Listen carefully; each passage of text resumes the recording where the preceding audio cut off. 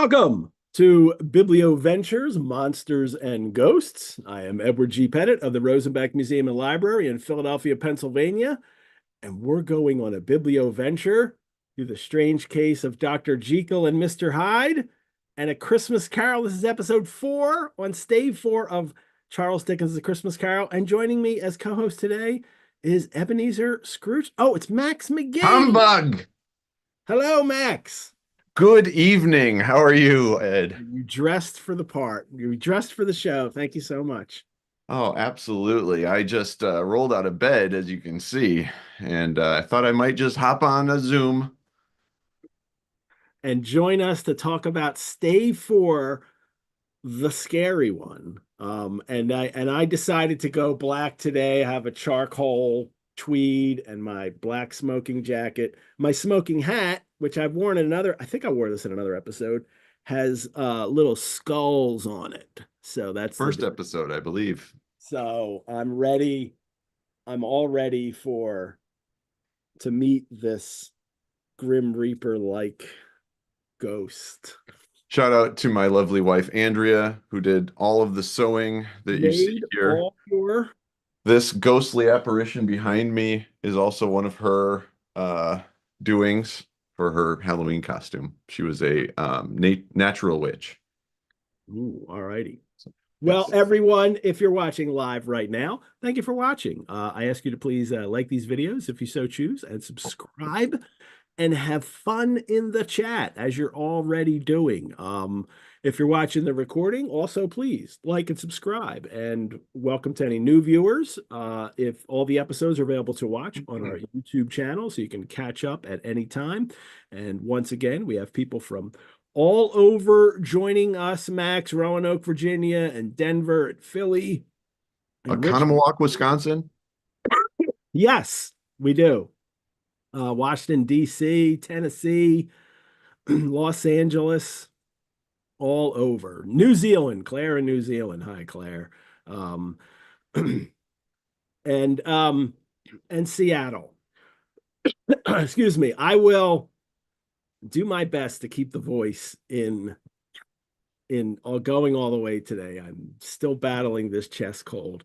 I didn't smoke my pipe for an entire week, Max. There's your problem, Ed.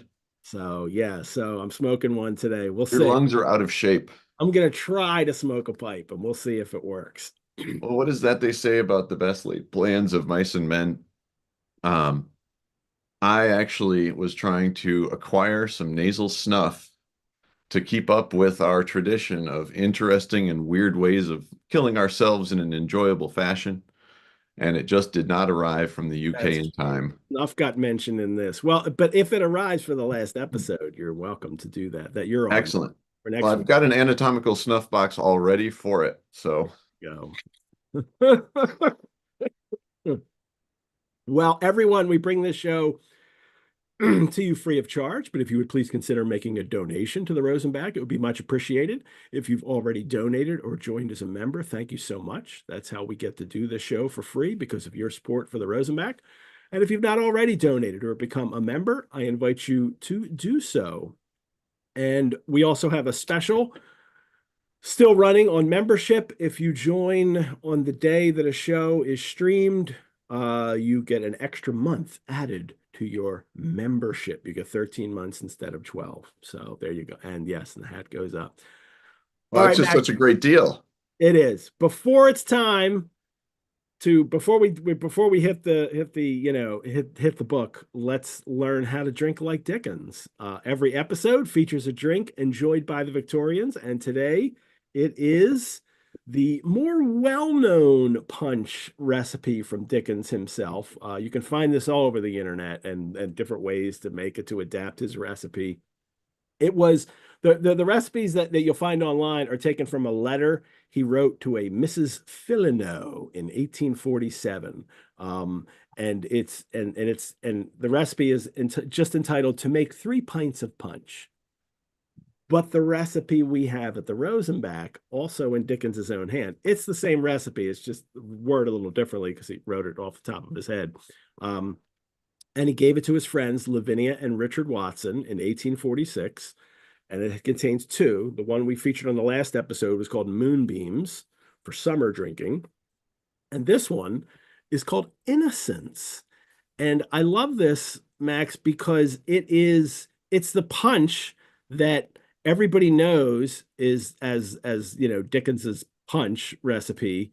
And you'll see it everywhere as Dickens's punch. Here's the receipt. I showed this in the last episode for making cup of punch, given to me, uh given to us by Mr. Dickens, Bose at Lausanne in November 1846. And but this pint is here's to make moonbeams for summer drinking. And here it is to make 3 pints of Innocence or punch. He named his punch Innocence. Um, I wonder if he got it from somebody and they told him that was the name, or he just came up with that name. But it has a name and it's Innocence.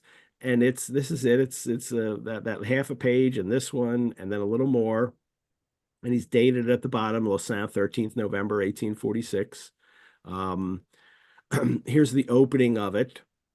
You've made this punch before, I Max. have. And it's fun because it requires you to also light up the Yeah, spirit. my eyebrows just grew back actually from making it this summer. I'm always careless when I do it, and it's amazing I've never burned off my beard in trying it. But it's quite delicious, and you burn, and it is a good idea to burn it because what it does is there's lemon rinds in it, and as they char, that kind of changes the flavor profile of it. Makes it more caramelized, I think. Yeah, A you don't little want to burn it deeper. too long because then you take all the alcohol out, and come on, you want the alcohol in the punch. That's the point of drinking punch, unless you're drinking a mock punch, and then you don't have to worry. You don't even light it on fire because I don't well with light. But Or if it's for the kids, you know. but if it was for the Cratchit kids, they'd still Yeah. have it. So, Speaking of which, that's what I made tonight. I made Cratchit punch, ooh, which is basically just gin and a little bit of lemon juice. And I garnished it with a few spices, nutmeg, allspice. You don't have to do that. I just wanted it to taste good. And then a handful of sugar, from a lump or two of sugar if you have lumps. mm-hmm. And then I put a cinnamon stick in there because we accidentally bought twice as much cinnamon as we needed. So I'm using cinnamon in everything. During the pandemic, I bought a cinnamon online, it was just like this massive bag of cinnamon Yep. sticks. I'm still using. So yeah. Unfortunately, I don't have any mugs with the handles broken off, but this is the chalice of a carpenter. Or wait, no, different movie. The most modest, ball glass jar that I could find. There So you go. And a proper drinking receptacle for the Cratchit family. that's right. And I warmed it on the hob, by the way. On your hob, you have your hob So to yeah, help. interestingly, the many British still use the term hob for the stovetop. So we call it a range over here in the Mhm. States, but hob is just like a place to set something to warm it by the fire. I wasn't sure if there was a specific apparatus that they were referring to in the when you warm something on the hob, there was tea on the hob, or when Scrooge was warming his gruel on the hob. It's really just a place to set things next to the fire that will keep it warm or warm it up. It's something akin to, you might have like a trivet or of some sort just as a place to put it so it doesn't get ash on the bottom of it. But it just meant holder.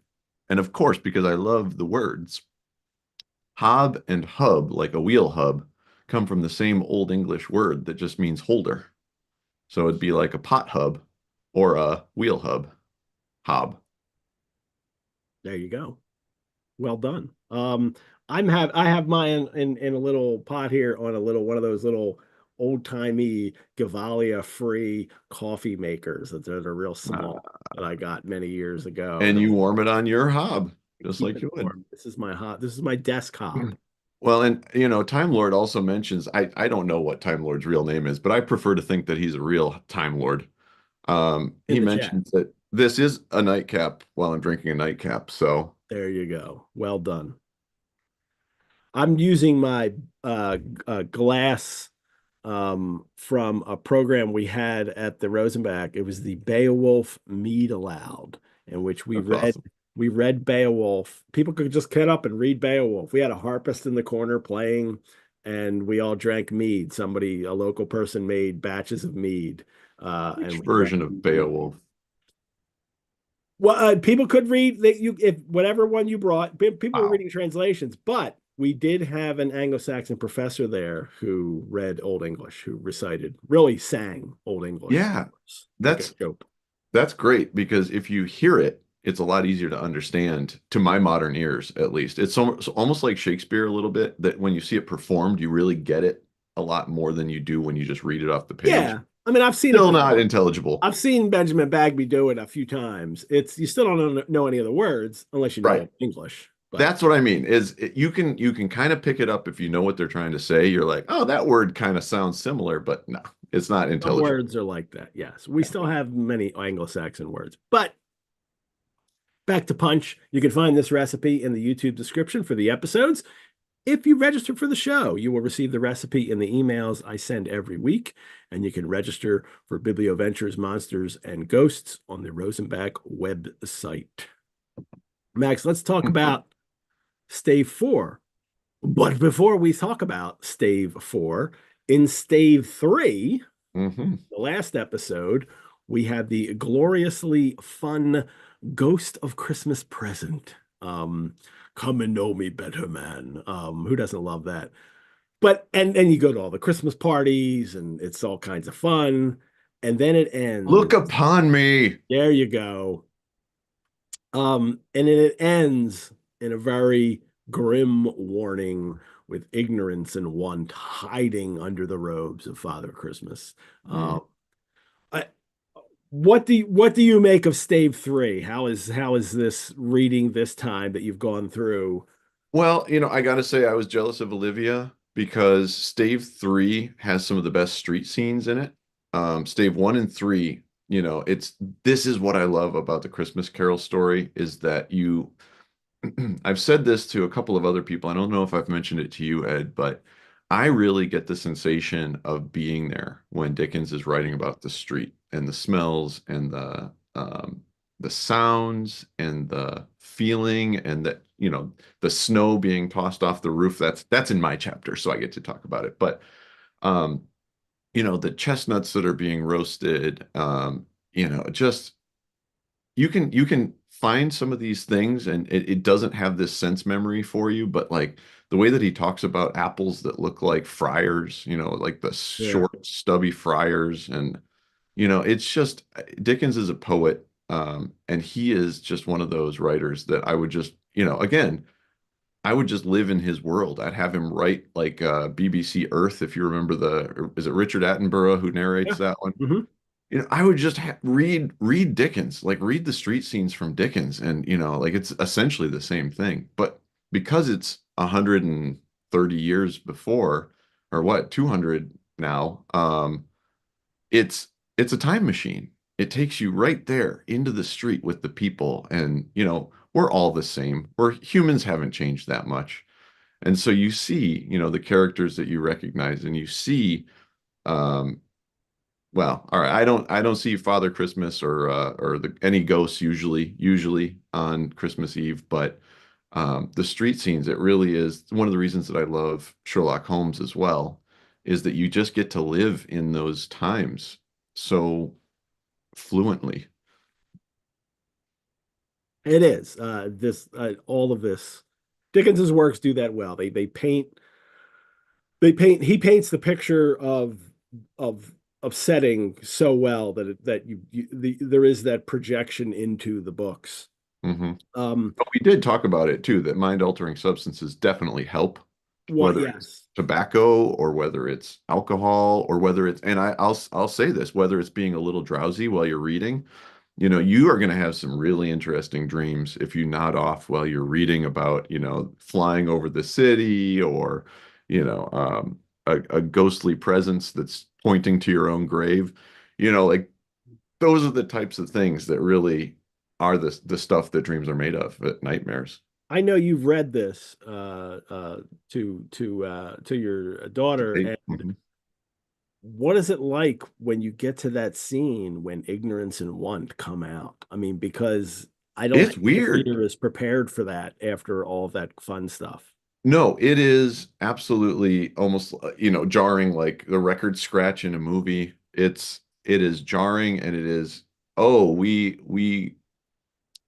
had the preamble, which is like lulling you into this, happy place because it's, everyone loves Christmas, and Scrooge, no different by the end of it, is loving Christmas. And then there's a political, philosophical, moralistic diatribe, but I also think that it's hard to understand.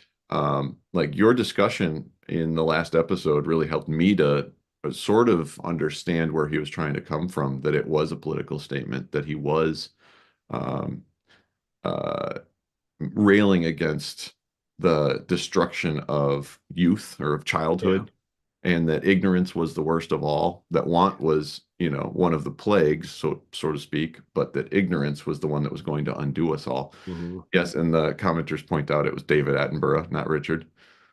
We've spared no expense on this BBC Earth documentary. But yeah, I don't think that it's something that she picked up on. I think it was another jarring image, but it wasn't. She is 9 now. She would have been 8 then, or maybe 7 when we read it, actually. And I think it would have just glossed right over her head, like, what? My children didn't let me read Christmas Carol, so the youngest didn't. Really? Yeah, too scary. I mean, and we didn't even get to that part because they're not dealing with Marley's ghost at all. That's like, no, no, no, no, no, no, you're not reading that. So it was weird. It was weird me not being able to read Christmas Carol to the kids when they were young because they Yeah. were nothing scary, zero scary ever. So That's interesting. My daughter's like that, but for picante sauce. So like she grew up in Wisconsin, which is where, which type of mayo would you like? Spicy, which just means Miracle Whip. Um, so but she can handle a lot of this stuff. We're reading Robinson Crusoe, as I've mentioned before. Um, it's one of those, I think it does go over her head a little bit. It just washes over her yeah, to a certain extent, but it isn't terribly scary. She is right along for the ride because yeah, she is on the side of the spirits, for one thing. yeah. Like we're riding along with everybody who's kind of against Scrooge, whereas maybe your daughters were putting themselves in the footsteps of Scrooge. Like, I don't need anybody lecturing me about Christmas. They just didn't like scary. Hmm. The well, let's and now we have the real scary spirit coming up, and Hmm. Stave 3 ends, um, and the ghost of Christmas present disappears. The bell struck 12. Scrooge looked about him for the ghost and saw it not. As the last stroke ceased to vibrate, he remembered the prediction of old Jacob Marley, and lifting up his eyes, beheld a solemn phantom, draped and hooded, coming like a mist along the ground towards him. And then here we go, the beginning of Stave 4, the last of the spirits. You can read along with me. We'll trade paragraphs. Can The I can I just say something about that Sure. introduction to the spirit? I have been, I think, completely brainwashed by our modern pop culture because I definitely pictured Voldemort, uh, you know, gliding along Yeah. mist. Like that. This is now part of our lexicon, or at least the filmic vocabulary of a demonic or an evil or a what would you call death personified? I don't know. Morbid spirit. Sorry.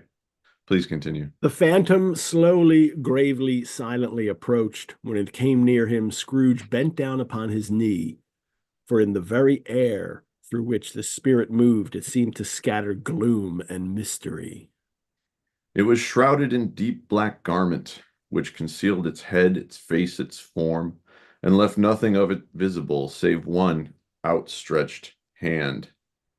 But for this, it would have been difficult to detach its figure from the night and separate it from the darkness by which it was surrounded. He felt that it was tall and stately when it came beside him, and that its mysterious presence filled him with a solemn dread. He knew no more, for the spirit neither spoke nor moved. I am in the presence of the ghost of Christmas yet to come, said Scrooge. The spirit answered not, but pointed onward with its hand. And you are about to show me shadows of the things that have not happened, but will happen in time before us, Scrooge pursued. Is that not so, Spirit? The upper portion of the garment was contracted for an instant in its folds, as if the spirit had inclined its head. That was the only answer he received. Um, you're right about this kind of, the iconography of death, and how this, I mean, this spirit is the Grim Reaper. He's just missing his scythe. Someone had already asked a question here. I wonder if original readers would have understand the Grim Reaper right away. The descriptions early on in the chapter are more like a shadow. Um, I think that Grim Reaper image probably begun during the Black Death in the 14th century. We think that that's probably when the idea that robed skeleton with the scythe figure started to be featured in iconography. This isn't exactly that, clearly, because he has a hand. It's not a skeleton, and it's drawn that way. We'll see in the final illustration for this chapter. It's a hand. It's not a skeletal Withered, but it's bone. fleshed. Um, Yes. and but it's the robe, and you can't see it, and it doesn't speak, and I can't see how anybody's gonna mistake this. And yeah, even in the 19th century, they knew that image well. It had been known for centuries heading into there, and we still know it clearly. I love that it also doesn't speak. Mm-hmm. I mean, that's one of those perfect touches by Dickens, that he doesn't, that this spirit, like, he doesn't try to give it. It's scarier because it has no voice, and it's just this kind of vacuum of blackness.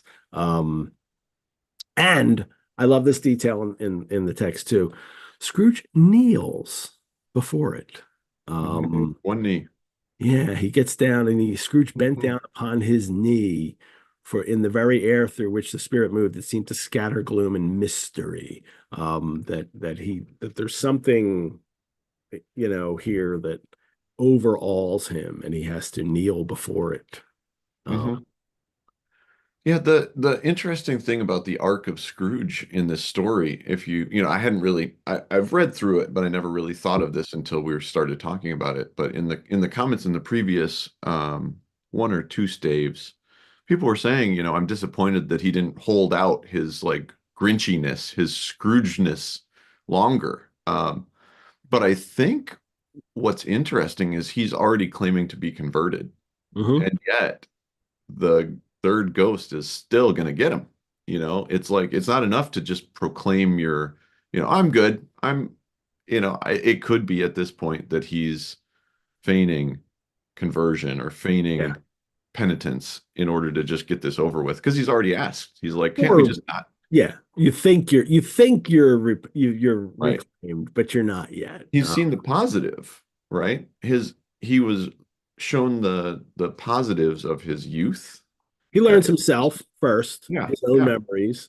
And he sees the positive of keeping the spirit of Christmas, or at least, Then what he sees how others can, yeah, in spite of having yeah, nothing, which is a theme that, you know, sort of goes back all the way to the beginning when Fred confronts him and says, like, well, what do you have to be happy about? You have nothing. It's like, well, what do you have to be sad about? You have everything, yeah. and it's not that it's about goods, it's But he about doesn't. Yeah, he right. has nothing. Scrooge has nothing. Well, he won't spend anything, but he has plenty of wealth. And if that's all Yeah, that it takes to be he happy, doesn't even why spend aren't it. you happy? He's not greedy. He's actually Right. not greedy. It's the No, the acquisition of wealth is not greed for him. It is power he's that winning. enables him to not have to be connected to anyone else, that he Mm. can be completely on his own. We'll talk about this more next week when we get to Yeah. the end here. Um, But in this episode, it is the converse, right? It's not, I'm going to show you how great things are. I'm going to show you how terrible things are. And it goes from the highest of the highs to the lowest of the lows. And I think that Scrooge already being converted actually makes it a little bit more powerful, because he's already penitent. He's already supplicating himself before the spirit. he's like, I'll do anything, please tell me, how's this gonna work? I'm here for it. And the spirit's just like, the can be Mutombo. Yeah. So Scrooge is very scared this time. And he but the spirit gives him a moment to recover, which I really think is interesting. The spirit paused a moment as observing his condition and giving him time to recover. And then Scrooge is even the worse for that because it thrilled him with a vague, uncertain horror to know that behind the dusky shroud there were ghostly eyes intently fixed upon him, while he, though he stretched his own to the utmost, could see nothing but a spectral hand and one great heap of black. Um, it's a sign, though, that the spirit has compassion for him like the other spirits did. Like the spirit pauses for a moment to let him recover a little bit. The spirit is in tune with his feelings. This isn't the kind of, I'm here to, scare you to death kind of, figure. The spirit is still there to help him, although he looks so grim. There was already the question in the chat, is Scrooge seeing his own death? Would he see his own head under there uh he had if he could see under it? I don't know. I don't think so. I don't I don't think think so either. this is him. These spirits are not him. Right. But they are connected. So the first one is connected to him because it's only his own memories, and this one is connected to him in that it does seem to represent death, and is only there to show him his death and the ways that his death affects people. Yeah, I also don't think that he is directly supposed to be death incarnate or in Ossium, whatever we want to call it. Because death is a very clear trope by this point too, that it has a sickle, that it has a skull Yeah, face, or maybe yeah. shroud, but This it's isn't death. It's just reminiscent of. yeah, they're cousins. This is near death. But I think that Christmas death. that's an important part here is that these are all spirits that are in the interest of basically making Scrooge happier. Yeah. That this is really the sort of the humanity, or well, the story of humanity. Environmentalism isn't about the planet, if you think about it. It's about humans and making the planet more habitable for humanity. So we want the earth to be, verdant, and the air to be clean and the water to be clean. But why? It's so that we can live here and so that we can thrive. And so the same thing is happening here. Yes, these may be harsh lessons, but they're all teachers to Scrooge. It's not us against Scrooge and that we're all like, crapping on him. It's that they have to show him the way and that the thing that he's missing.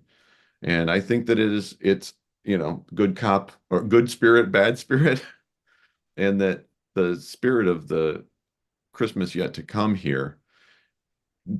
You mentioned this. It is thoughtful. It is pausing when Scrooge needs a moment. It is not making him do some things like we'll get there later, but the shroud doesn't need to be revealed because he thinks Scrooge has had enough. That he doesn't think that it's going to be a worthwhile thing. And as a parent, I identify with this. You don't keep harping on something when your kid is already crying. You're like, now it's time to comfort. Yeah. All these spirits are compassionate towards him, and that's one of the things that they're trying to get him to be, is compassionate towards other people. Mm-hmm. Well, yeah, and also to enjoy the Christmas spirit. Oh yeah, and to feast and have fun and to play games. Yeah. I mean, all that stuff is there too. Charades. He's missing out on charades. This is actually just a marketing ploy by the people who make charades. Big Charades is all behind these spirits.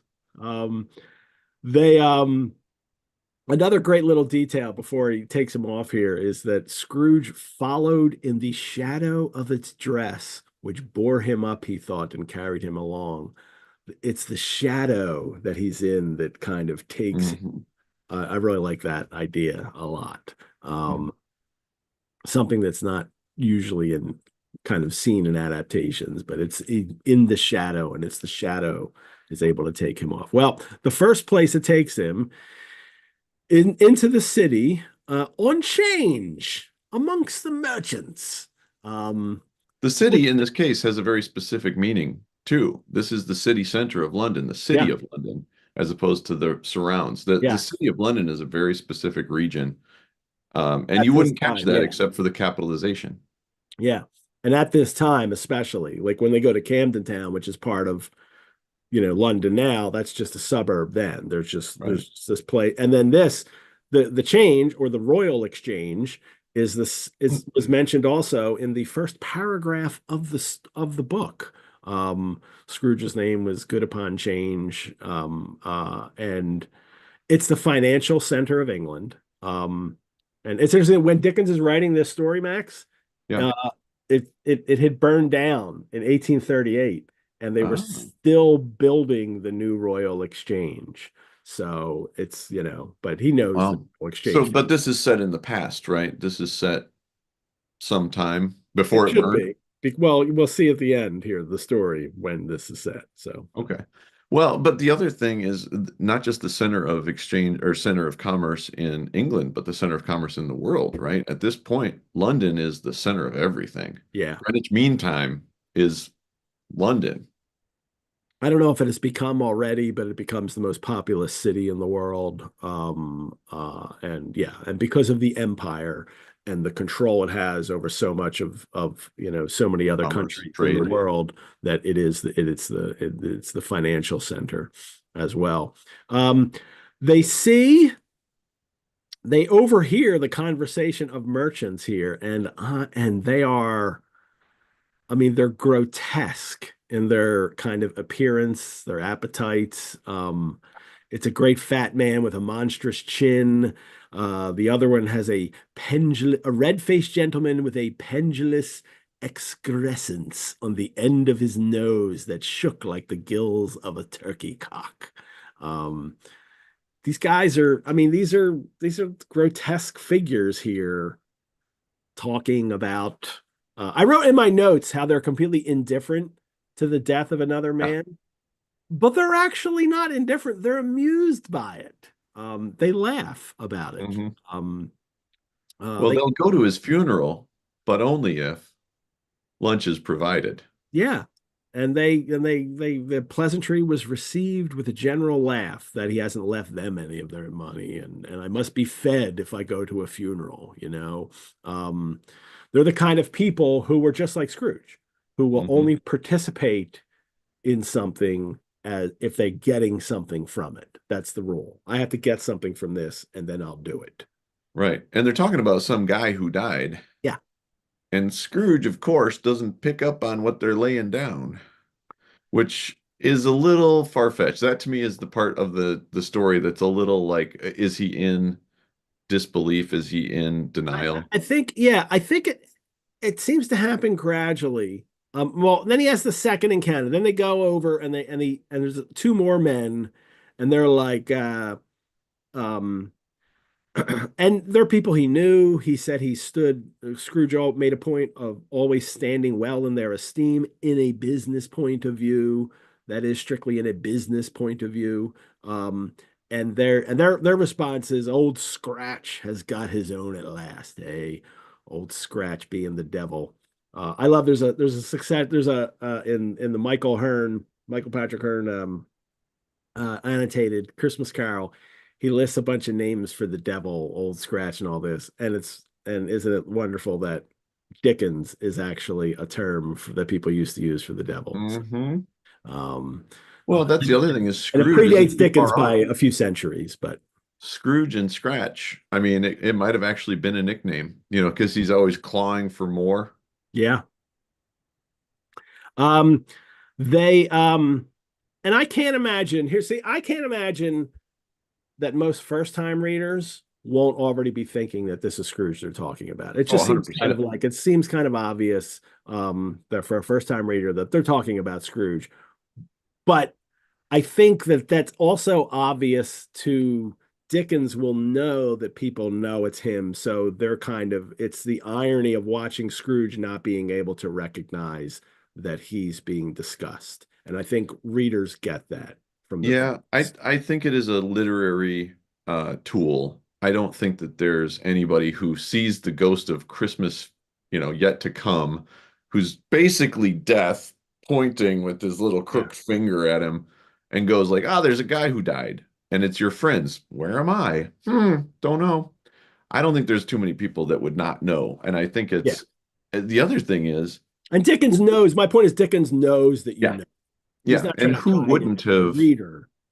who wouldn't have in today's modern era seen the scene in some format or some presentation before they read it?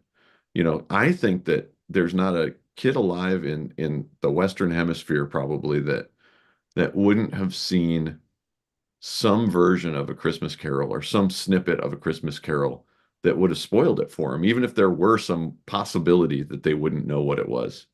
You know, um, I think that this is a part of our cultural fabric now that we just know all of this stuff about Dracula, about Sherlock Holmes, about Dickens, many of Dickens' works that we know how the story goes, even if we don't know the Everybody details. does. Yeah.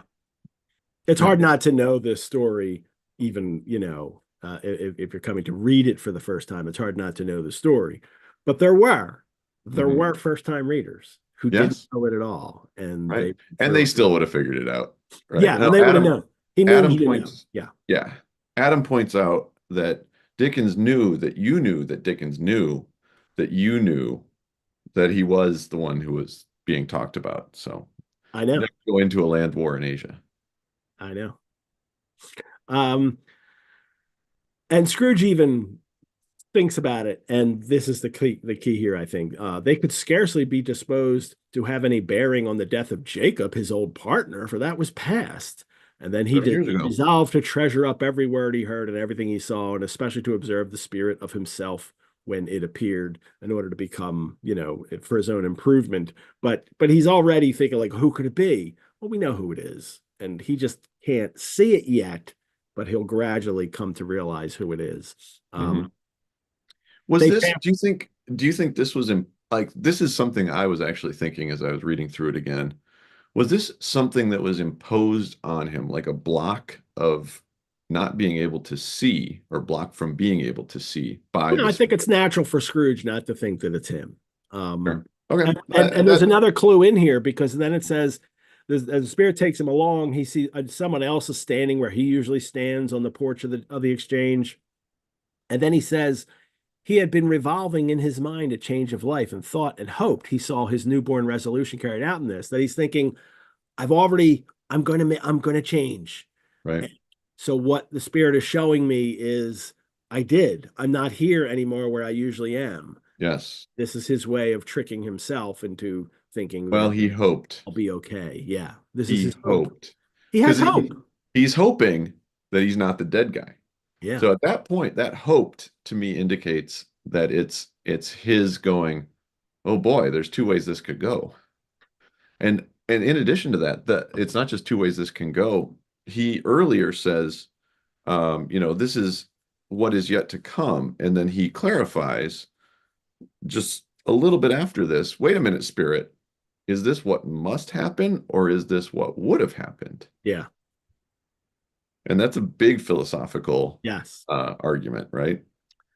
And I love the repetition here of the image of the spirit. Quiet and dark beside him stood the phantom with his outstretched hand. That he's making a lot of this kind of image of that spirit with the hand stretching out and pointing.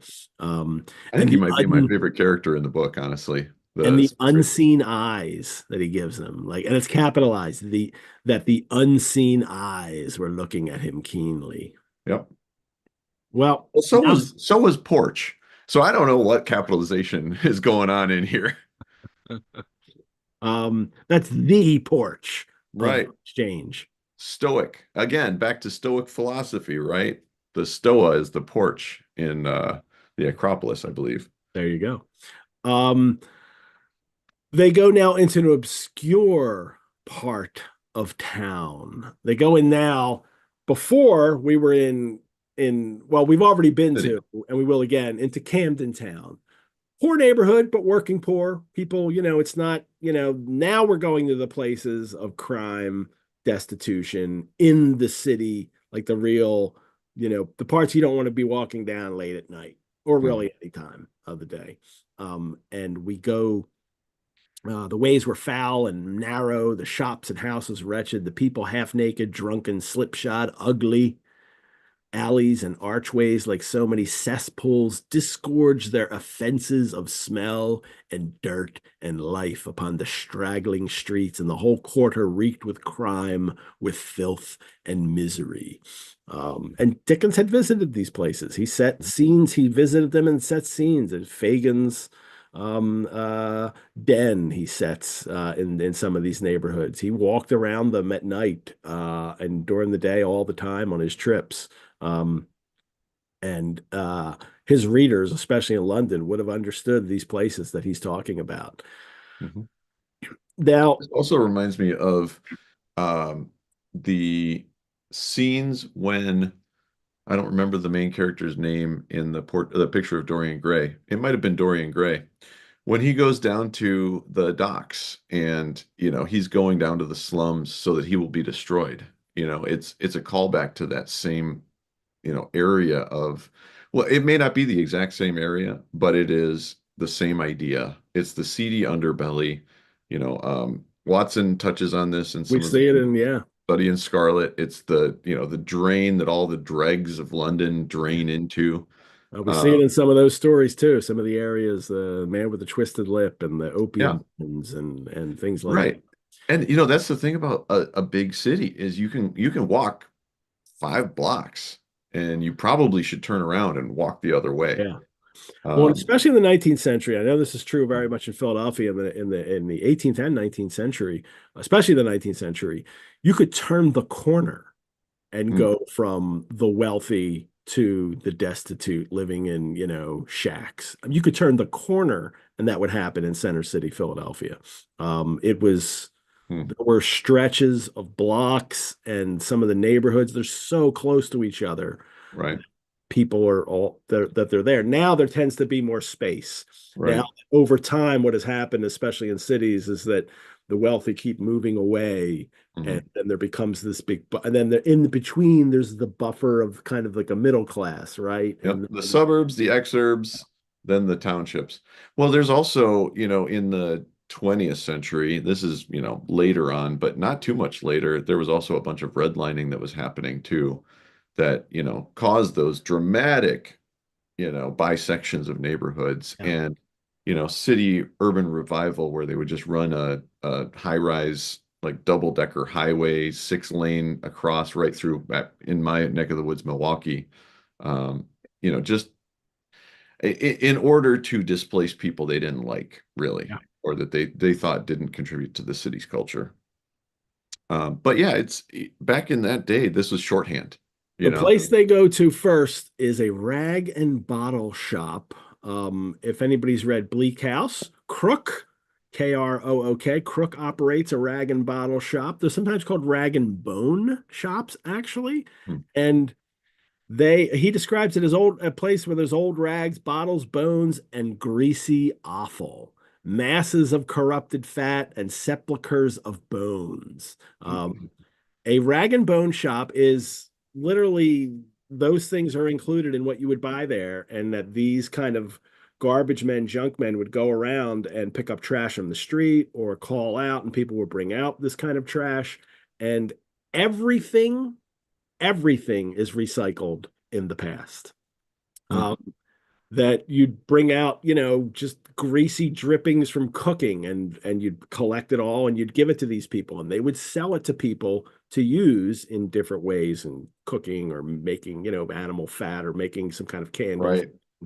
Right. Everything rags would then go and be pulped Mhm. um, for paper manufacturing, for rag paper. One Um, of one of my wife's most recent forays into the ancient textile mechanisms, she watched a lecture where they talked about why we don't have a whole lot of like Henry VIII costumes. Like why aren't there authentic bodices and jerkins and breeches and things? And it's because they would recycle those when the king or the queen would be done with something, like it was not in fashion anymore, they would hand it down to the courtiers or, the royal courts. Or the material itself would be deconstructed and Yeah. reused. Yeah. And so one of the things that I found fascinating is that, just like you said, rag paper, you would use linen that used to be clothing, to make paper. And so a lot of times, like your cast off shirts, your cast off, your undershirts that you couldn't wear anymore because they were rags, they would be essentially shredded and used to make pulp that would be used in our pulp fiction.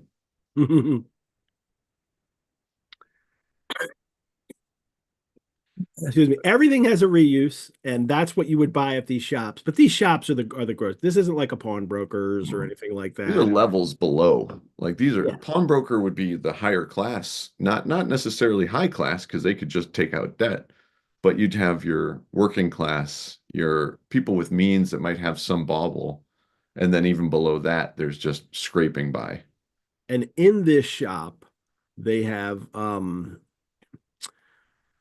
Joe runs the shop, old Joe. Of course, he smoked his pipe in all the luxury of calm retirement. I like that there.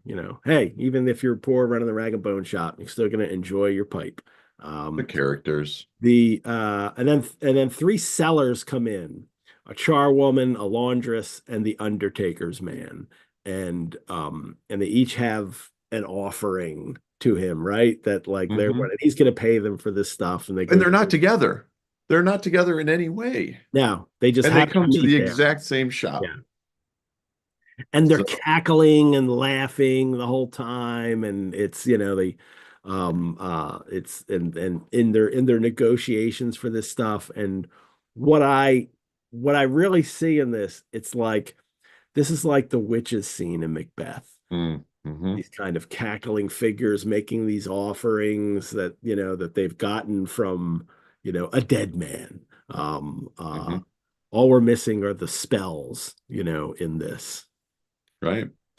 I think the other thing that strikes me is how easy it is to read what's happening here because I just listened to a full cast audio production of I was in the car for 16 hours this past week, so I had a lot of time to listen to audio dramas, audio books, and presentations of this. And it was a great production, but they went all out on the accents that you would have heard here. Oh yeah. And so it wasn't just Cockney, but it was thick. It was Yeah. it was almost a brogue, and it was hard to decipher what was going on because you're missing teeth, you're missing, there's decay, there's, you may have, somebody with cancer, like just ugh. And it's hard to understand. And so like that even makes the scene more uncanny.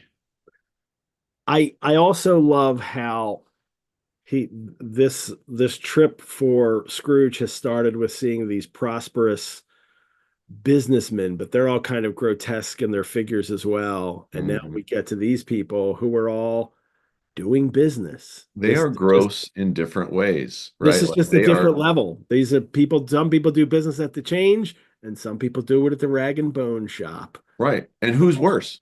Yeah.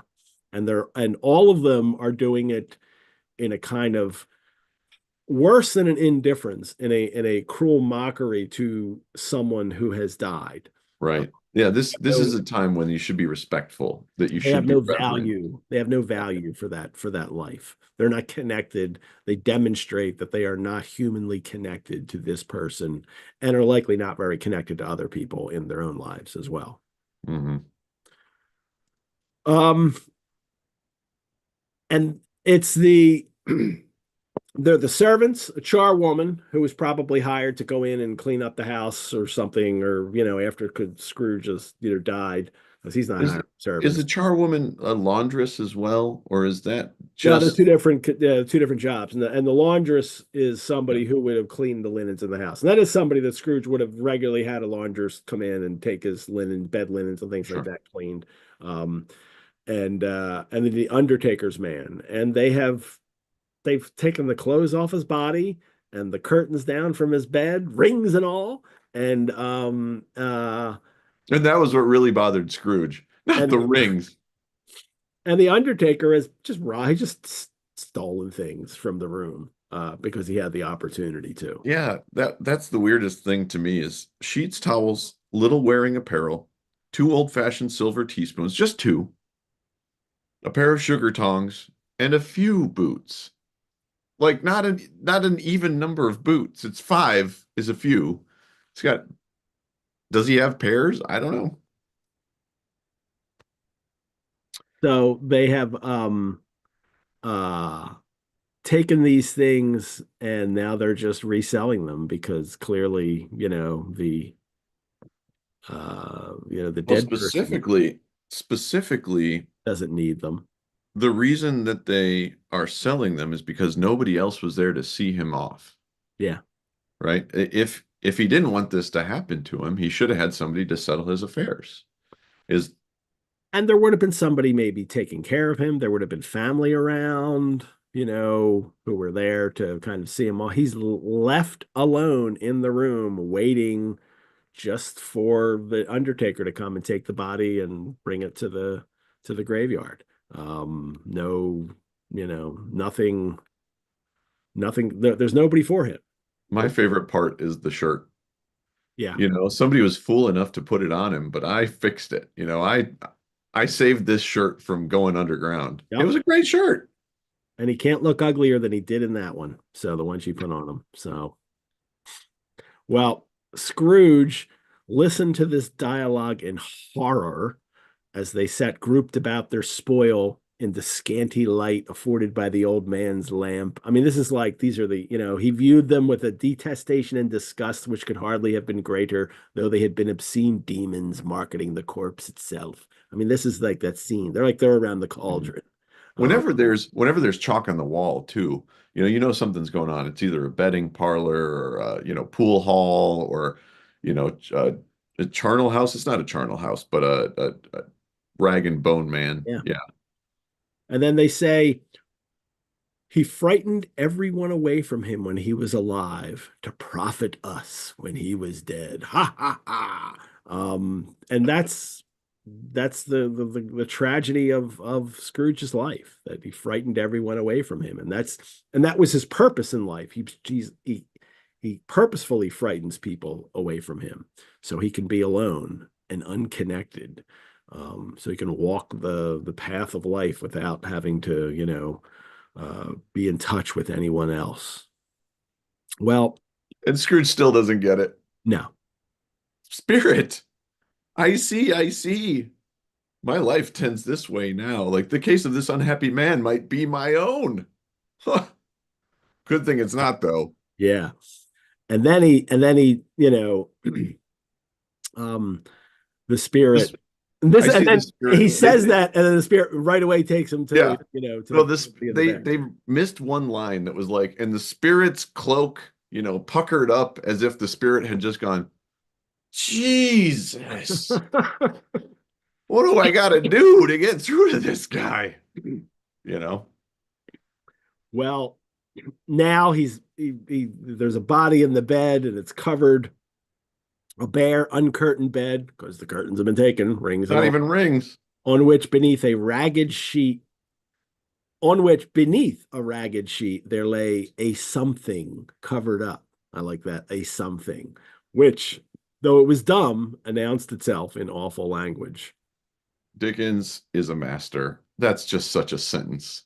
And a pale light rising in the outer air fell straight upon the bed, and on it, plundered and bereft, unwatched, unwept, uncared for, was the body of this man.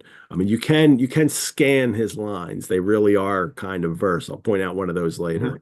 Um, uh, and then, but the spirit's like, it's pointing to the head. The spirit's like, take off the cover. This is what I'm talking about. And Scrooge had no more power to withdraw the veil than to dismiss the specter at his side. This is where I'm thinking now he's like, this is maybe where he's coming to grips with this is him. Mm-hmm. Um, I think he's been in denial this whole time, and yeah. he knows it. He knows exactly who it is, and that's why he won't open it. That's why he won't take the cover off, rather. Yeah. And oh, and there's cats. He hears a cat in the wall and rats like are waiting to get in here. And then we get this little Dickens sermon. Actually, but that's before the cats and the rats are Oh mentioned. yeah, that's very Pet Cemetery. Like that is horror. Yeah. The rats and the cat are trying to get in to eat the body, I think is the implication there. Because your cat will eat you if you're dead Yeah. in your house. So, Yeah, and there's no oh, one your to dog. defend him. Yeah. The cat will eat first. The dog will eat you second, but the cat's going right for you if it's hungry. So, And don't um, even think about keeping a vulture or a hyena. I like this little sermon that suddenly the narrator breaks in with, "O cold, cold, rigid, dreadful death, set up thine altar here and dress it with such terrors as thou hast at thy command, for this is thy dominion.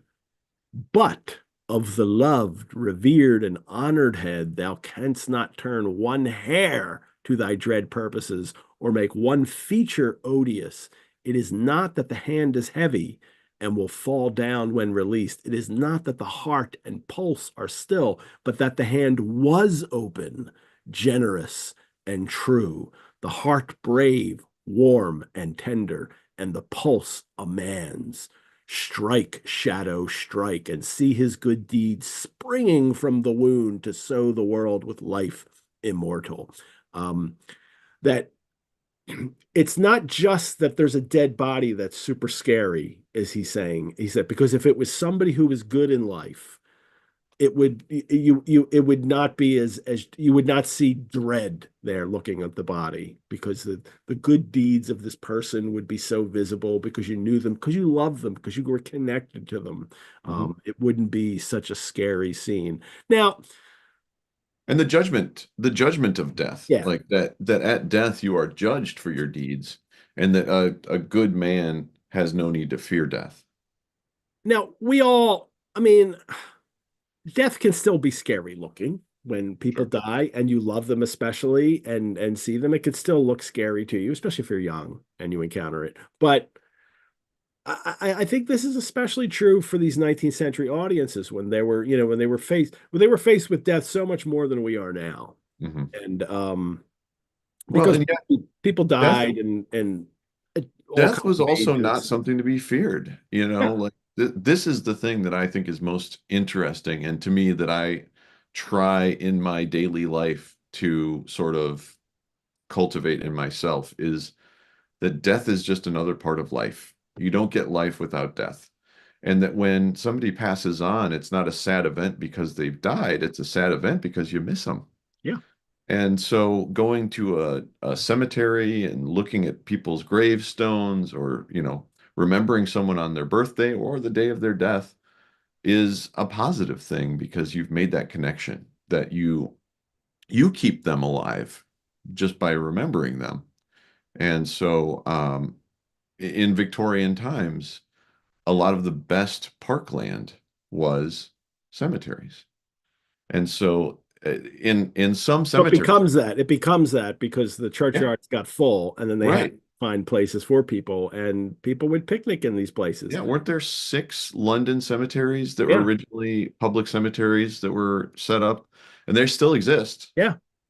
You could see them And you could see them in Philadelphia. And then it happened in America as well. In Philadelphia, I was Hope just going to say, in Cemetery was there. America, In Philadelphia, there's this gorgeous, beautiful, landscape that you can go and walk around in. Still do it today. People do, but then that was especially true. People were creeping hardly in anybody does. cemeteries then. So These days, this day and age, death is something to be scared of, something yes, to be, sorry? yes, Yeah. yes. Well, I was going to say That changed that we way. treat Yeah. death itself as something that is bad. I'm gonna hit Something. this again a little later when we get Oh, to the sure, sure. All Cratchits. right, I'll We pause. get to the Cratchits, uh, but for the Victorians that he's talking to here, and that he is one of them too, Dickens. This They're desperate to find ways to cope with death happening so frequently in their lives to loved ones, and this is one of the ways that they do cope with it. And that and that it's not a scary, horrible thing that's your body there. I can see you now as the person you were and you gave to us, and that's the consolation that they can find. And Scrooge, though, unfortunately, doesn't have that consolation because this body there is left, alone, uncared for.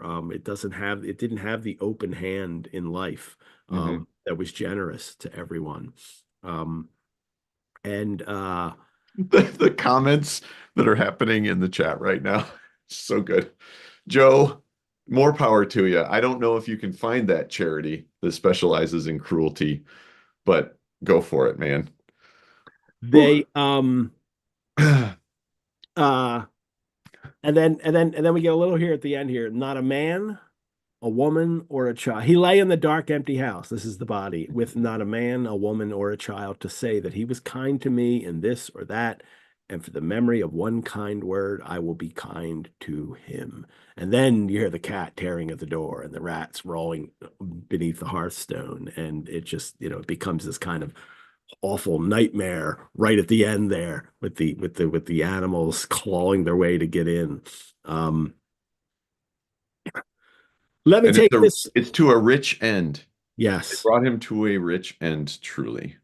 Let me take this moment now before we continue to thank all of you for watching this episode. As a nonprofit organization, the Rosenbach Museum and Library depends on the generosity of friends and supporters like you to keep programs like this free and accessible to hundreds of fellow biblioventurers worldwide. I hope you will consider supporting the Rosenbach and this show by donation, which you can do at our website, or by becoming a member. Membership gives you free museum admission, discounts on programs and courses, and exclusive invitations to member-only events and early access to registration. You can learn more about how to become a member on our website.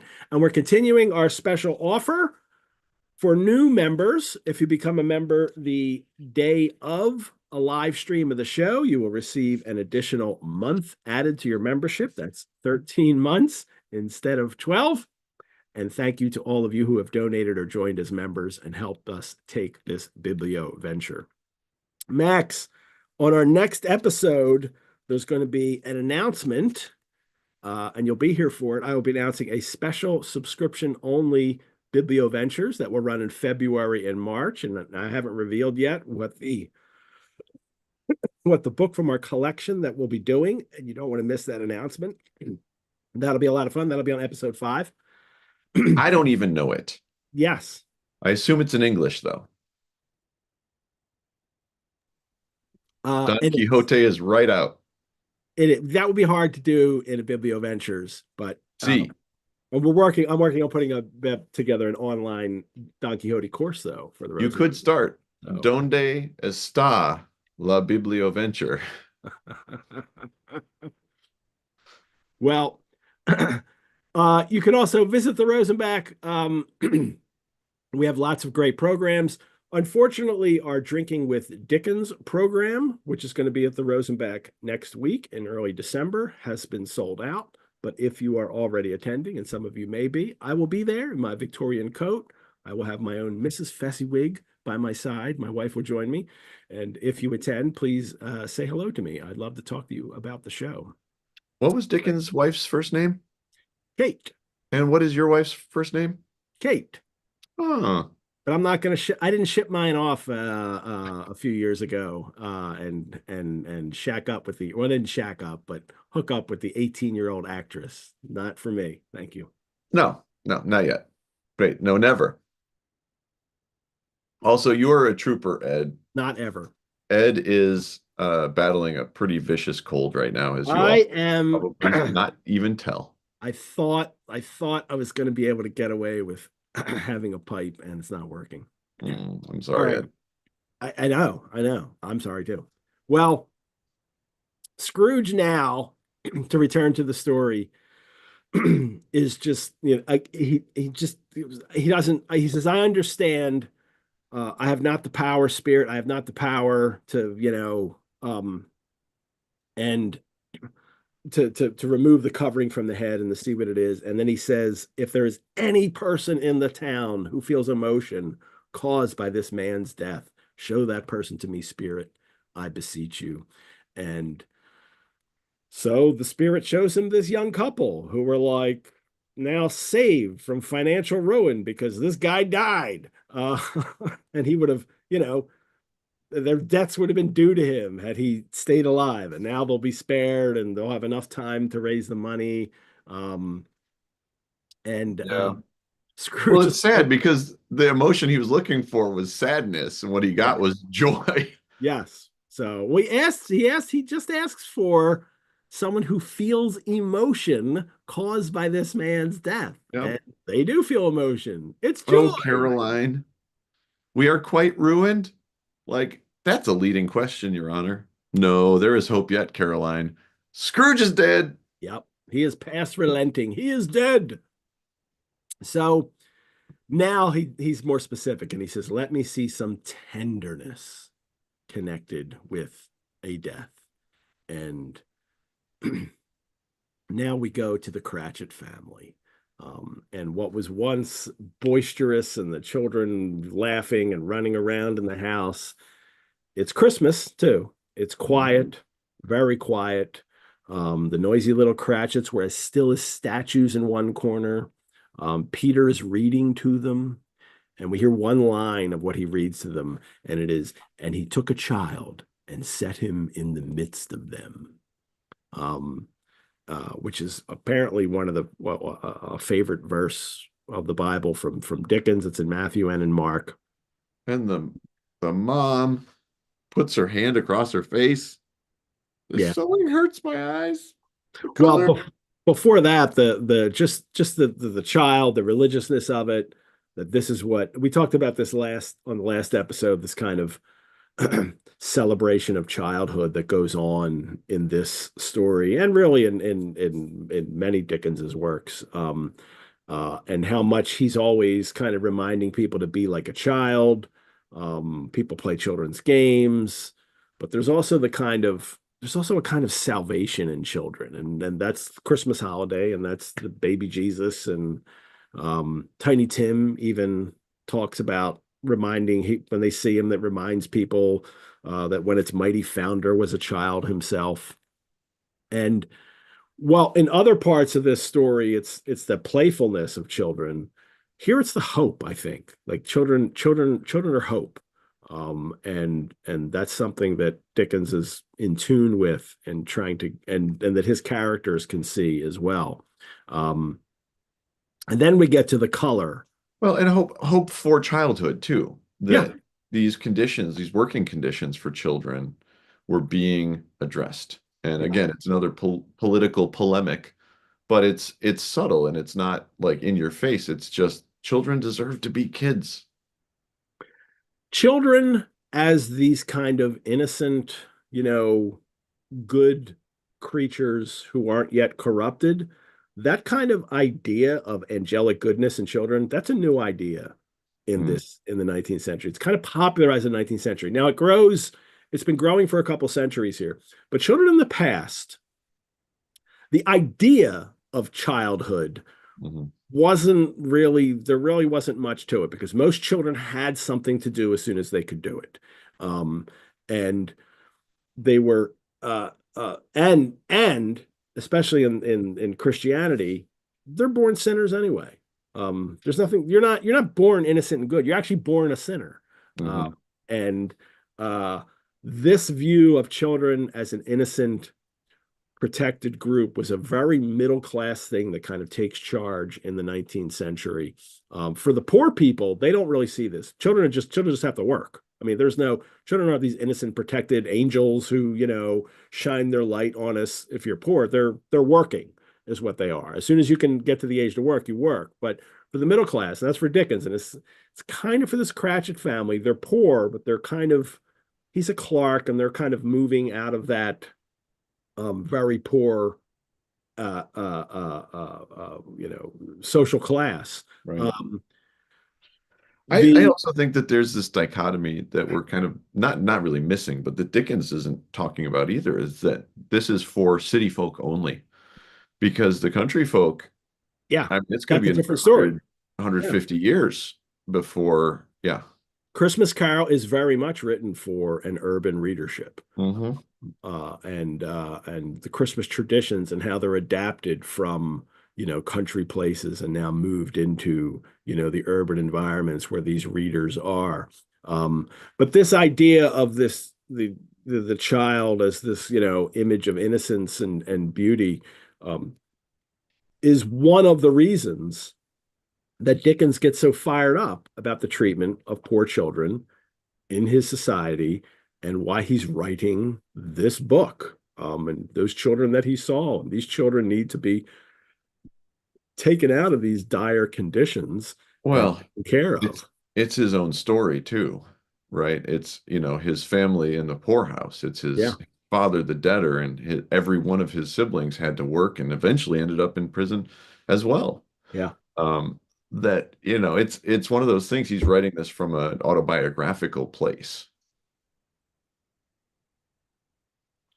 Well, in this particular case here now, the family is all talking about Tiny Tim and They're the trying mom. not to talk about Tiny Tim, right? Yes, yes. Thank you. That's a better way to put it. But they're doing their sewing and Mrs. Cratchit says the color hurts my eyes. And then this isn't her. This is the narrator. The color, poor Tiny Tim. And this is the first hint that the reader gets. The color in the manuscript, he wrote the black hurts my eyes. And then he changed and just wrote color because what they're He's doing, working on a funerary they're probably sewing their morning clothes. or They're morning creating dress, yeah. morning clothes that they're going to be wearing, and it's the color. Poor Tiny Tim. The narrator's letting us know that that's why they have to work with these colors. This Hmm. black color is what it is because Tiny Tim has died. Um, Well, we don't know that yet. I mean, we well, do poor know Tiny that. Tim, and they'll confirm it. Yes. But He it's done walked. in a very subtle way. Like to me, like there is doubt all the way up until Yeah. say that he's dead. Um, Well, father had walked slower these last few evenings, and then I had known him walk with Tiny Tim upon his shoulder, fast indeed. So have I often, so have I. But he was very light to carry. mhm. His father loved him so that it was no trouble. And there he's at the door, and he He finally, was faster because he had Tiny Tim on his shoulder. yes, That's how what the effect was. He lightened his burden even though he was carrying him. and then he reveals to them he's late because he was visiting the place where Tim will be buried. There's a Um, lot of green. and it's a nice green place. So it's because they're in camp, because they're in the suburbs, the the churchyards for burial are kind of nicer there. They're not within the city. The churchyards got full, and they weren't so green and nice anymore because they're in a city with the coal dust and all the smog and coming down, and nothing was nice there anymore. But out in the suburbs, as they're getting farther out, and these newer churchyards are there, or maybe it is a cemetery that's just for the dead. It's not necessarily connected to a church. Um, that's where he's out visiting my little child, my little child, my little child, and he breaks down, crying, and then he goes upstairs, and it says he left the room and went upstairs. And I think people miss this sometimes. And most people I know that have read this book have missed this. Can I also say this is the page where I usually start crying when I read Yeah, it to my kid? yeah, it's hard. I'm holding it together here though. Yeah. He left the room and went upstairs into the room above, which was lighted cheerfully and hung with Christmas. This decorated bedroom upstairs, a room upstairs. There was a chair set close beside the child, and there were signs of someone having been there lately. Poor Bob sat down in it, and when he had thought a little and composed himself, he kissed the little face. He was reconciled to what had happened and went down again quite happy. That's the corpse of Tiny Tim still in the house. Um, People died at home then. They didn't die in hospitals. They died in their house. And Mhm. then the body was dressed and prepared in the house and then taken, to be buried. We've kind of one of the things that happened as time has gone on and funeral parlors became not just people who, kind of took the body and prepared it, but they also then became the place where the body stayed, and that's where you had a wake, and death was always removed. Death had been for many years removed from the house. Many more people die at home now than used to, or than had been. People had been dying. People didn't die. People always died at home, and then everybody died in the hospital. And now the whole advent of the hospice movement, so people can die with their family at home, um, is becoming a little more common with some people. But this is what people in this day and Dickens's age dealt with all the time. The bodies stayed in the house, and it was not unusual to have children die either. Like 3 out of 5 children died, and it's the averages are. That's I have 5 kids. I mean, to imagine that 3 of them might not have made it out of childhood is, It wasn't uncommon to have 5 kids. It was uncommon to have 5 survivors. Yep. Yeah. And well, in this case too, it shows that you use the word corpse. I don't think they thought of it as a corpse. They thought of it as Tim. mm-hmm. They were still in the presence of Tim. For him, it's his little child. Yeah. Yeah, they felt bad for him, but he was still there. And Just the little face. This is part of the process of saying goodbye. Yeah. And then he went down again quite happy. Yeah, because he was still, he's like, he's here with us, and he's paying his respects, and he's not gone yet. So, but he's also, he's putting on a brave face. Yeah. This is, I think what works so well in this chapter, why everybody is going, I'm not crying, you're crying, at this moment is because Bob is putting on a brave face. He comes in, he's doing fine. He's like, "Yo, it's a great, it's lots of green." And, oh, poor Tim. Inside, he's hurting. And he's putting on the mask to try to keep his family happy. And this is what I think great actors do, is that they don't show they're sad. They show that they're fighting to not look sad. They're feeling it. But they don't want you to know that they're feeling it. Yeah. And this family, he goes downstairs, Bob goes back down, and he says, they drew about the fire and talked. Not in a circle. Just this simple, they're just talking together. And he tells them about Scrooge's nephew, Fred, and how kind he was when he saw him, and maybe he can help Peter in his business situation, a job situation. And despite the grief and despite that Tim has died, I mean, and they're sad that he is gone, and they miss him, they're still a happy family. They're still together, And then it's all the kisses. Mrs. Cratchit kissed him, his daughters kissed him, the 2 young Cratchits kissed him, and Peter and himself shook hands. I like that. Peter's man now. The spirit of Tiny Tim, thy childish essence was from God. Now that's a line that happens in Victorian stories. That line doesn't happen in previous centuries about children dying. Scrooge, tell me, a specter, something informs me that our parting moment is at hand. I know it, but I know not how. Tell me what man that was whom we saw lying dead. Now Scrooge is like, well, wait a minute. You're showing me the Cratchits, and I asked you to show somebody affected by that man's death. Instead, there's Tiny Tim dead. He's like, who is it you're telling me now? I want this story to be about me. Well, the ghost of Christmas yet to come conveyed him as before, though at a different time, he thought. Indeed, there seemed no order in these latter visions, save that they were in the future, into the resorts of businessmen, but showed him not himself. I like this idea that time is really off kilter here. This spirit's just Scrooge got the sense with the first ghost and how they kept moving forward, but then the ghost of Christmas present, how they were going through, it was 12 different days of Christmas. Right. They made it through. Yeah. And this spirit's just taking them at just different places.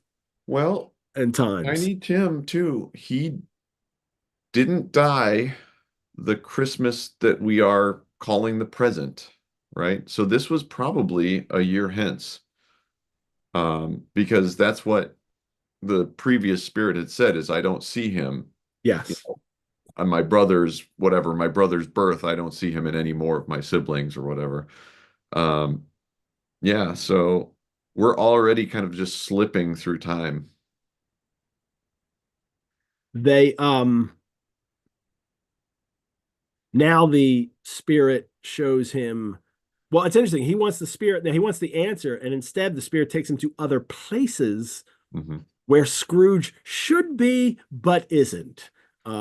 He's not in these places where he would normally be, and they pass the Well, he's no, but the spirit is not trying to get him to go there. The spirit is trying to just take him straight to the cemetery, is my impression of this. well, it's there's no these are visions that he's given him, and these are Mm, places where businessmen are. And then Scrooge sees his house, and he's like, "There's my house. Let's go there." And the spirit's like, "No, no, you're coming this way."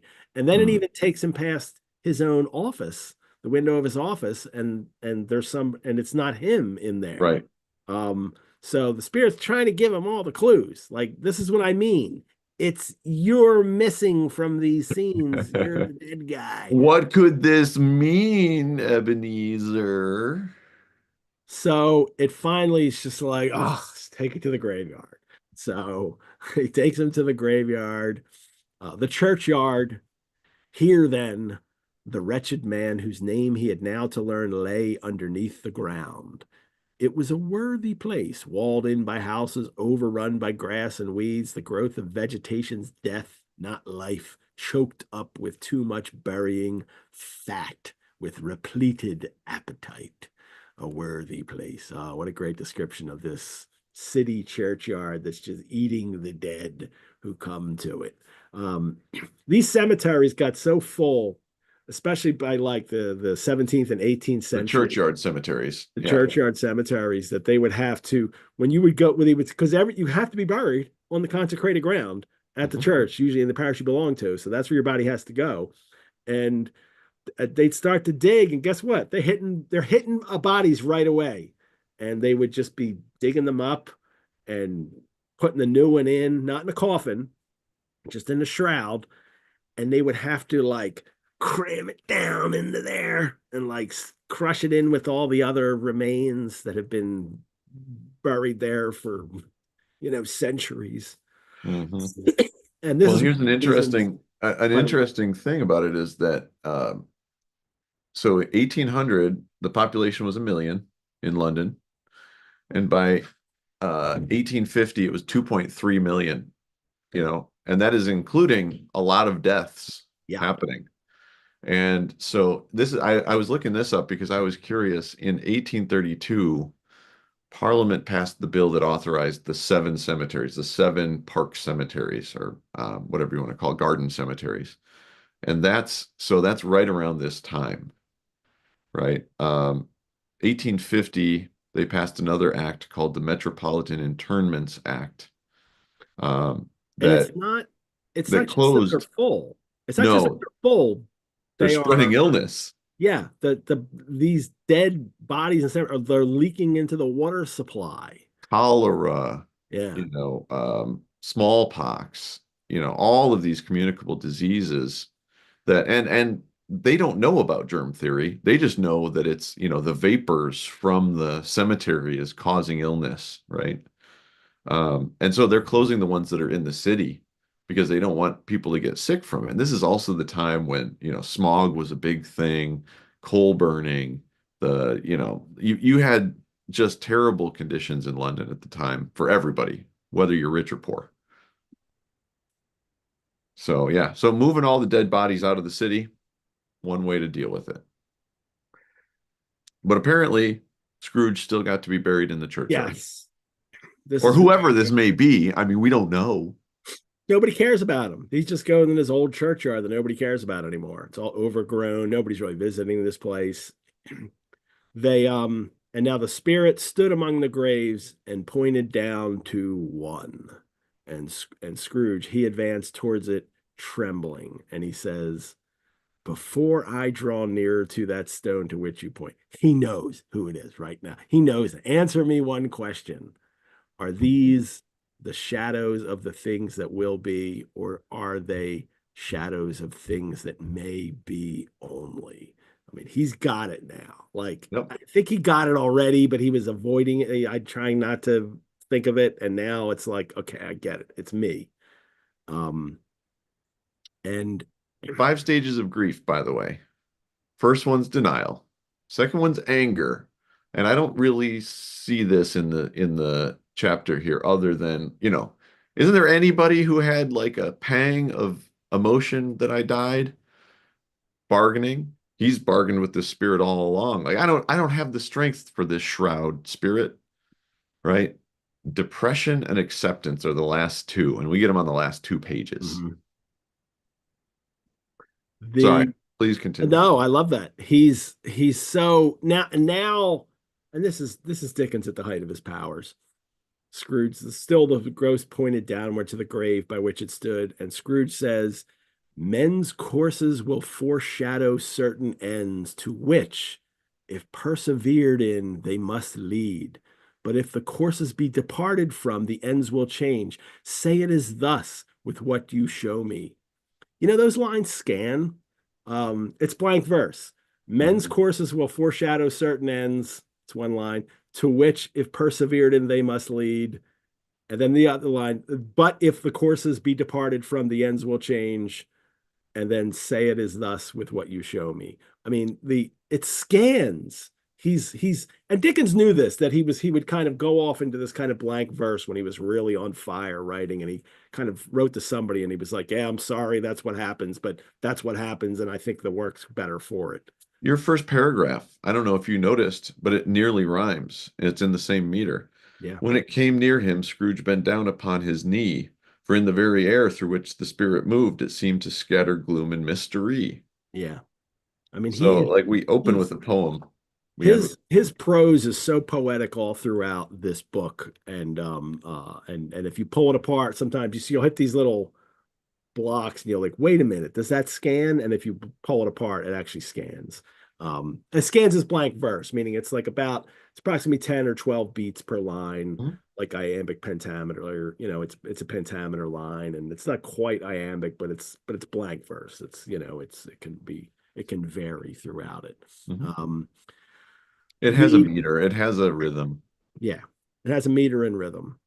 Well, the spirit is immovable. Scrooge fondly looks, following the finger, and read upon the stone of the neglected grave his own name, Ebenezer Scrooge.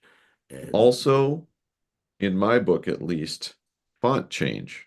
Somebody had to pick a different font to set it in there. It's a capital font.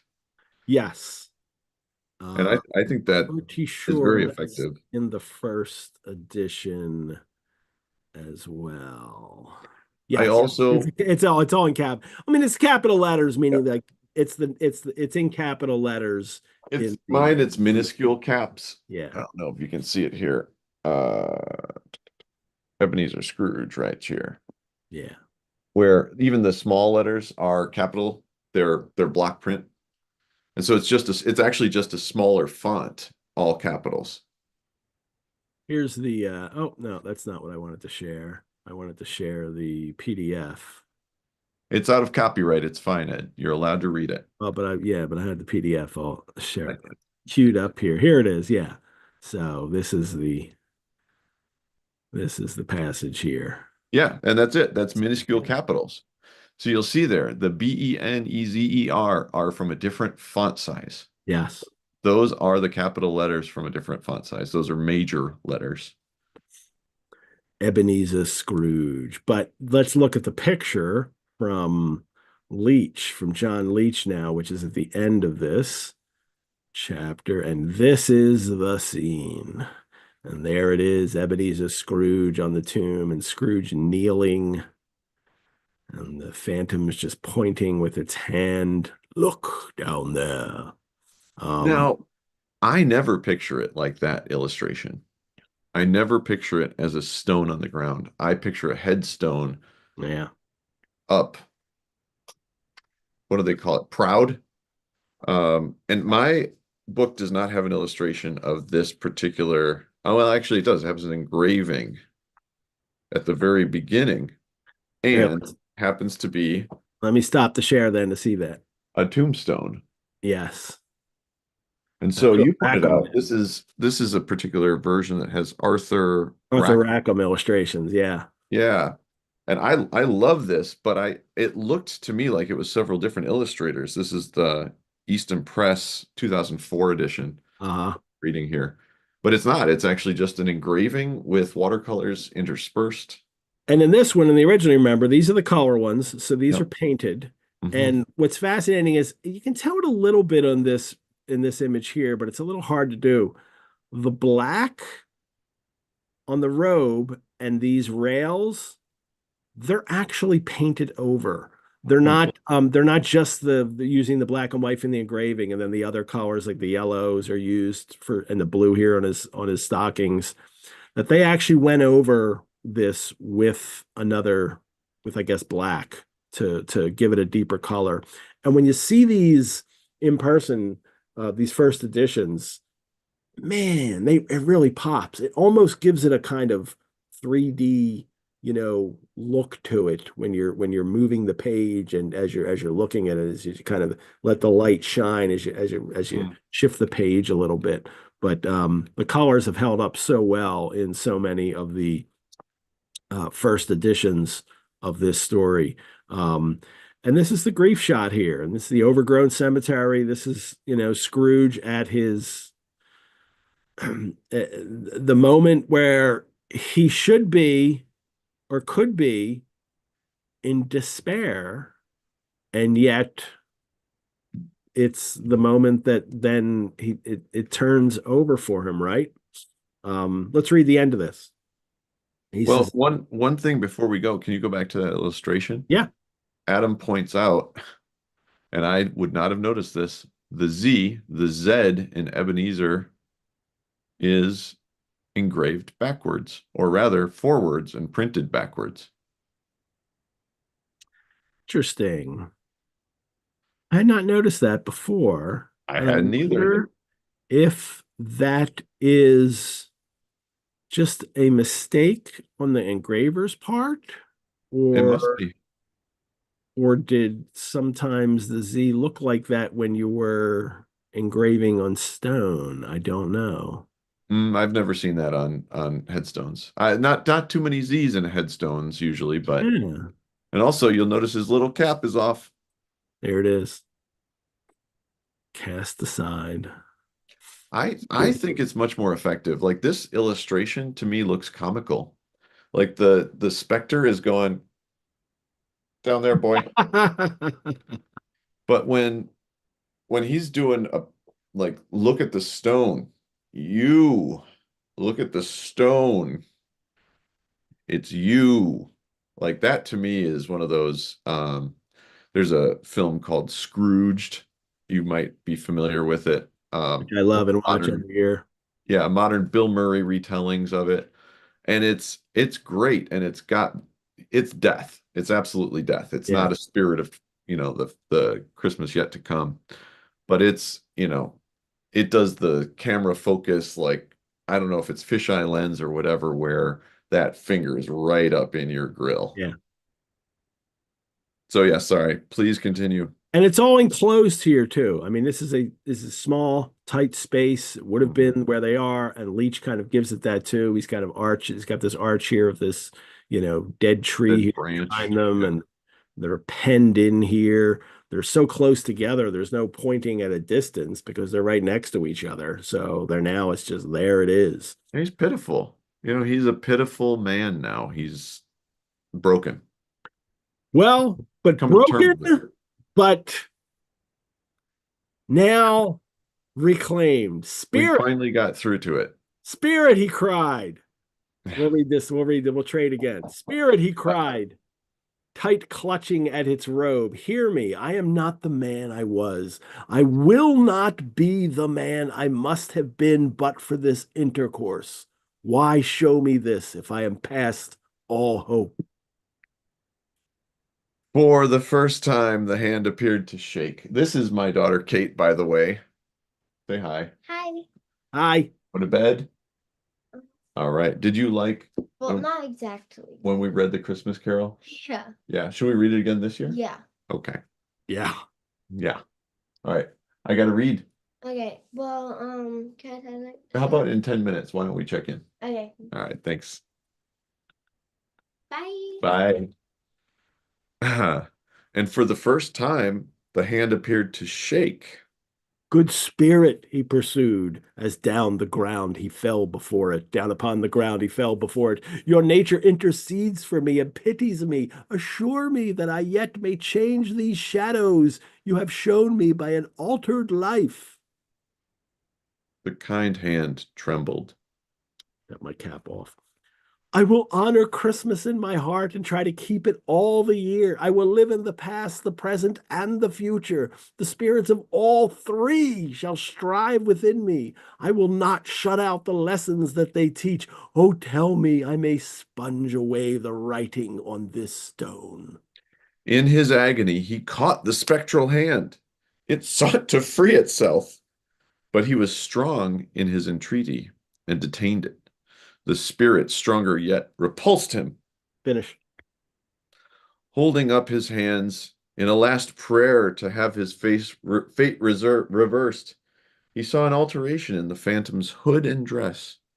It shrunk, collapsed, and dwindled into the bedpost. And thus the chapter ends. This kind of Scrooge finally is proclaiming. I mean, he says, I'm changed. He said it before, but now it's this, absolute beseeching. I need this to change. I need my name to be removed. I can't be dead. Mm-hmm. I have to be given this chance. And when that tiny detail, right in the passage, for the first time, the hand appeared to shake. This is the spirit, right? And Yeah. then it's the kind hand trembled. And this is the compassion of this silent spirit. It can only be revealed in its hand because it's silent. And it has finally led to Scrooge's full repentance. Well, we'll have to see next week.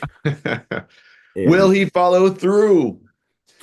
In episode 5, when we've learned about this, because now we're like, it's the bedpost. He's back in his room. Mm-hmm. And this actually brings forth two things that I had to say. That I have never seen an adaptation get the third stave quite right in my mind. One of the things is that the room is festooned with greenery in such a way that it looks like it's the forest. Like you walk in and you're surrounded by it. And it reminds me of Where the Wild Things Are, which we were just talking about, because the room is transformed into the forest in the full moon in the moonlight. And yet here we are, we've come full circle. We're no longer in the forest and it's not a spirit. He's just holding onto the bedpost. Mm-hmm. And so it reminds me, again, it's one of my favorite children's stories, Where the Wild Things Are, partially because the protagonist's name is Max, and I was a little jerk when I was a kid too. But also because of the parallels there between like this, is this real? Is it fiction? Is it a vision? Is it imagination?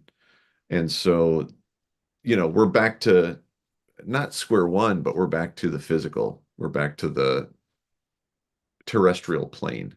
And it's as prosaic as you get. He's holding on to a bedpost, right? Like, oh, what a silly guy. But he's just proclaimed his repentance before all of the spirits, not before God, interestingly. He isn't proclaiming to God yet. He doesn't pray here. No, So he prayed to the spirit. it's just to the spirit, yeah. And this reminds me of another one that was right in this wheelhouse here is Robinson Crusoe. Robinson Crusoe is a morality tale where Robinson Crusoe is kind of a jerk again, who gets his comeuppance once, twice, thrice, umpteen times over. And by the end of it, he's like beaten into being a moral person.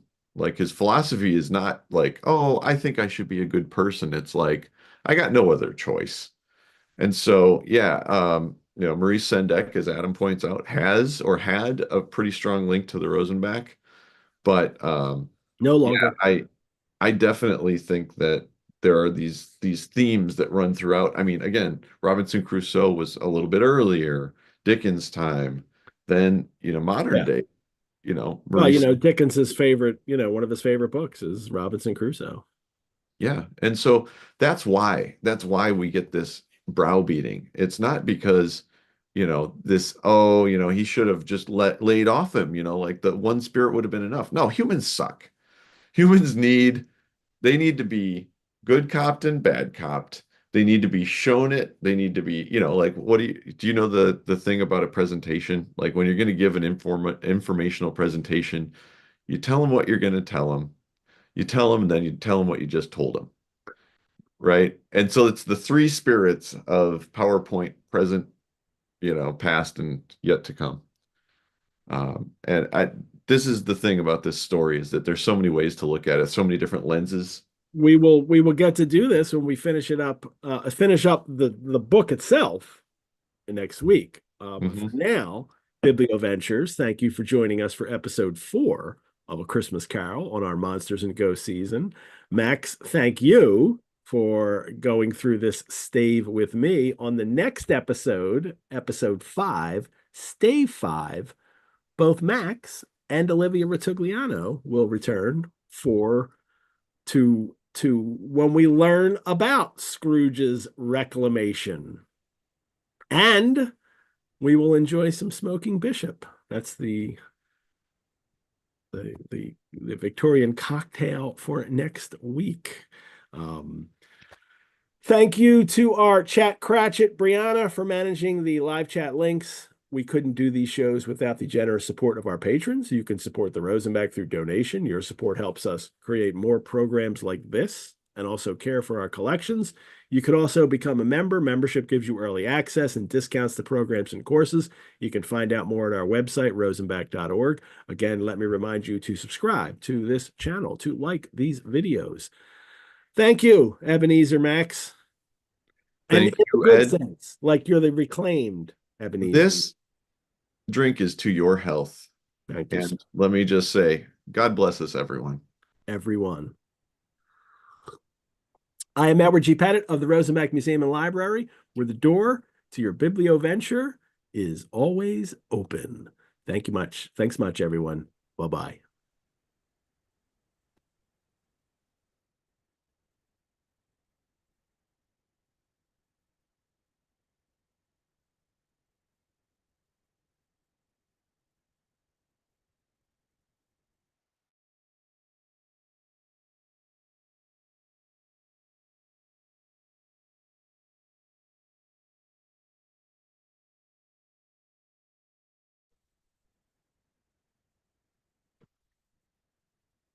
And now let's try to play those credits. It did it to me again, Max. Maybe Zoom's a little under the weather too.